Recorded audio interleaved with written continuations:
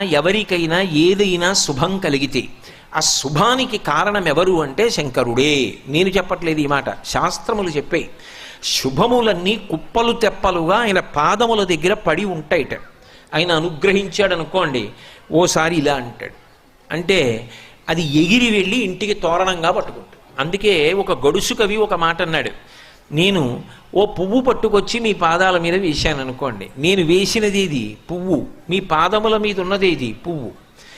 నేను ఒక పువ్వు పట్టుకెళ్ళి మల్లికార్జున లింగం మీద వేశాను అనుకోండి, పరమ ప్రేమతో వేశాను అనుకోండి, ఆ పువ్వు ఓ ఏడాది తర్వాత నా ఇంటి మనవడు. నేను ప్రేమతో వేసిన పువ్వు 2 ఏళ్ల తర్వాత నా ఇంట్లో మనవరాలు. నేను ప్రేమతో వేసిన పువ్వు నేను కట్టుకునే ఒక ఇల్లు. నేను వేసిన పువ్వు నాలో కలిగేటటువంటి భక్తి. నేను వేసిన పువ్వు ఏ వయస్సులో నాకు రావాలో ఆ వయసులో